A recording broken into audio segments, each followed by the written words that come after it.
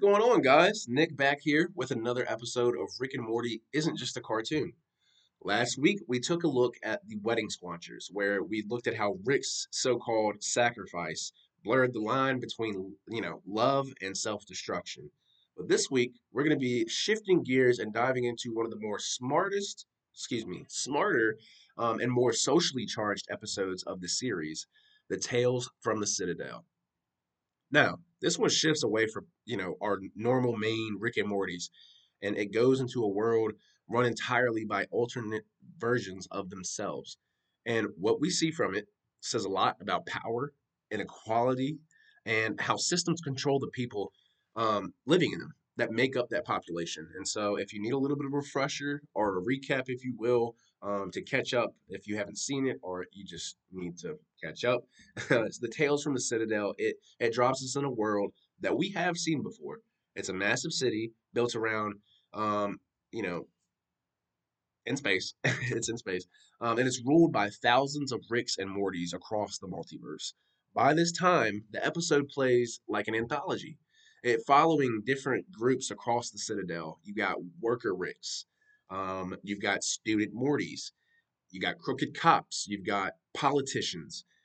The main story follows the Citadel election, where an ordinary Morty runs against a room full of elite Ricks. And so, what starts as a joke campaign becomes something serious. Morty speaks to the working class, to the ignored and exploited Mortys who have been treated as second class citizens for generations. Against all odds, he wins. He actually wins the election. And the episode ends with one of the show's most chilling twists, really. It's not just an ordinary Morty. It's evil Morty finally coming and stepping into power.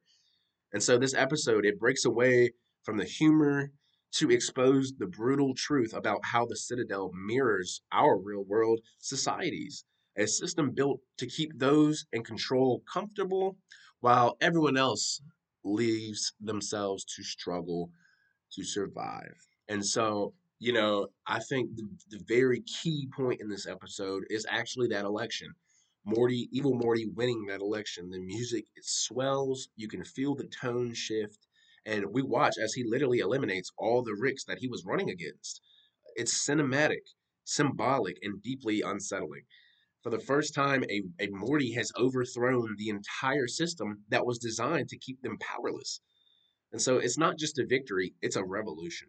It really is. And yet, the episode leaves us unsure whether Evil Morty is freeing his people or he's becoming the very thing that he hated. That morale grayness is what really made this episode brilliant for me. It doesn't tell you who's right or wrong. It leaves you to the decision and forces us to see how power can change people. And so the bigger connection I find with that is that I see it as a real mirror held up against our own world.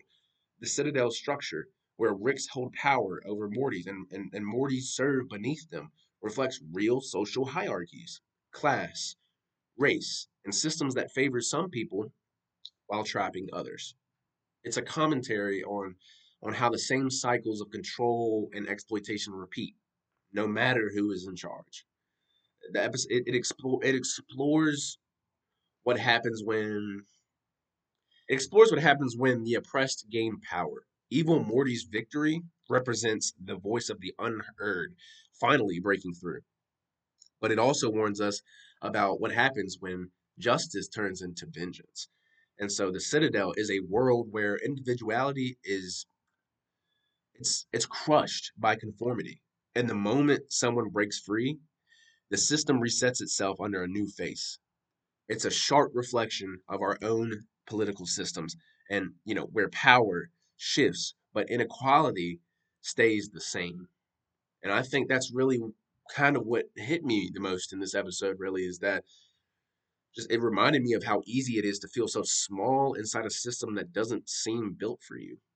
I remember sitting in a college class one day discussing how society works as intended, and realizing that sometimes the intention itself is the problem. Watching all these Mortys, struggle just to be seen, it hit me. It made me think about how often people settle for unfair systems because they believe that that is just the way that things are and that it's how it's always going to be. Evil Morty's speech about fighting back and taking control, it felt empowering, but at the same time, dangerous. It's that thin line between whether, wanting change and wanting control that really resonated with me and stuck with me. And the episode made me question whether real justice can be exist in a world built on imbalance, or I don't know, if every revolution just becomes a new version of the same thing. Um, so yeah, Tales from the it's not just another story, it's not another story of Ricks and Mortys. It's a reflection of us. It really is. How power is built, how people are divided, and how easily rebellion can turn into authority. It's one of the smartest episodes of Rick and Morty, in my opinion, because it asks the question: if everyone thinks they're the smartest person in the room, who's actually listening? You know? And so, yeah, that concludes today's episode. I will be back next week where we will be discussing the vat of acid episode. Excuse me, got a little tongue tied. And the theme of accountability and ego. This one it really dives deep into how Rick needs to control everything, and his refusal to take responsibility at the same time. And that pushes both him and Morty to their breaking point. It's one of the funniest yet one of the more brutal lessons in the entire series, and we'll be unpacking it and what it says about pride, consequences, and the danger of never admitting when you are wrong. And so, yeah, stay blessed, and I hope you all enjoyed. God bless.